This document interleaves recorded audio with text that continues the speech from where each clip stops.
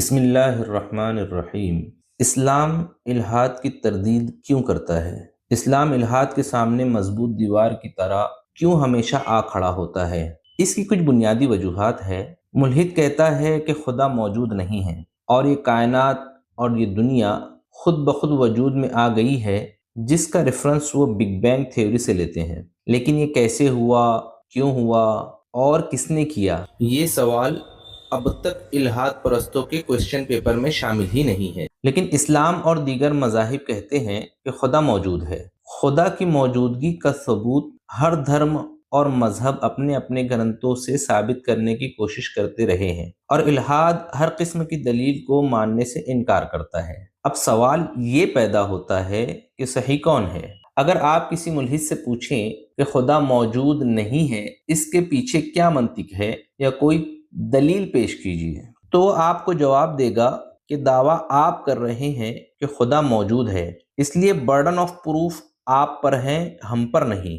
جبکہ ملحد خود دعویٰ کرتا ہے کہ خدا کا کوئی وجود نہیں ہے۔ اگر کوئی ملحد بھی خدا کے وجود کا انکار کر رہا ہے، مطلب دعویٰ تو اس نے بھی خدا کے نہ ہونے کا کیا ہے، تو برڈن آف پروف تو ملحد پر بھی اپلائی ہوگا، کیونکہ مدعی یا تو کسی بات کا اقرار کرے گا یا انکار۔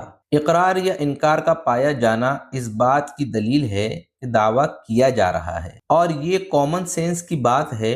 ویسے کامن سینس کی ملحد سے امید کرنا مطلب آئینے کو توڑ کر اپنی ہی شکل آئینے کے ان ٹکڑوں میں دیکھ کر کنفیوز ہونے جیسا ہے۔ میں آپ کو امام ابو حنیفہ رحمۃ اللہ علیہ کا ایک دلچسپ واقعہ سناتا ہوں۔ ایک ملحد نے امام ابو حنیفہ رحمۃ اللہ علیہ کو خدا کے وجود پر بحث کی دعوت دی۔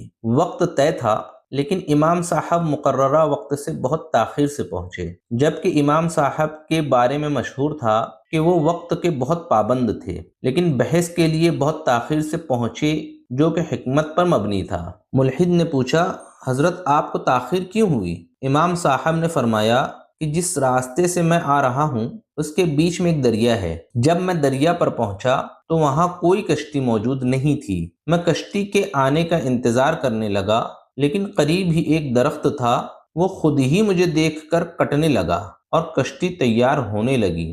جیسے ہی کشتی تیار ہوئی میں اس میں سوار ہوا اور یہاں پہنچا۔ ملحد کچھ دیر تک تذبذب میں رہا اور پریشان ہو کر امام صاحب سے پوچھا کہ آپ یہ کیسی باتیں کر رہے ہیں جو عقل سے بالا تر ہے، کیونکہ درخت کا خود کٹنا اور کشتی کا خود بننا ناممکن ہے۔ اس پر امام ابو حنیفہ رحمۃ اللہ علیہ نے فرمایا کہ اگر درخت خود نہیں کٹ سکتا، کشتی خود نہیں بن سکتی، تو یہ کائنات جو بہت ہی ترتیب سے چل رہی ہے خود سے کیسے وجود میں آ سکتی ہے؟ ملحد کے پاس کوئی جواب نہیں تھا، اور آج بھی کسی ملحد کے پاس اس کا جواب نہیں ہے۔ لہذا اس سوال پر یہ بات قابل فہم ہے کہ ملحد کا دعویٰ عقل سے خالی ہوتا ہے، اور اسلام ہر دلیل کے ساتھ اللہ کے وجود کی گواہی دیتا آ رہا ہے۔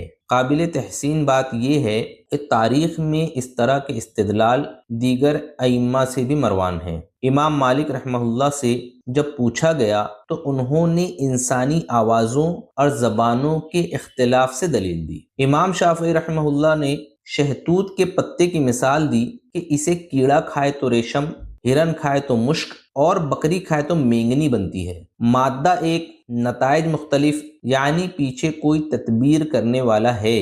امام احمد بن حنبل رحمہ اللہ نے انڈے کی مثال دی کہ ایک بند قلعہ ہے جس میں سے ایک جیتا جاگتا پرندہ نکل آتا ہے۔ لہٰذا اسلام اور الحاد کے درمیان ہونے والی بحث میں الحاد کبھی بھی اس بات کا ثبوت فراہم کرنے میں کامیاب نہیں ہو سکا، اور انشاءاللہ آگے بھی کبھی کامیاب نہیں ہو سکے گا کہ خدا کا کوئی وجود نہیں ہے، اور الحاد قیامت کی صبح تک خدا کے عدم وجود کو ثابت نہیں کر سکے گا۔ وما علینا الا البلاغ۔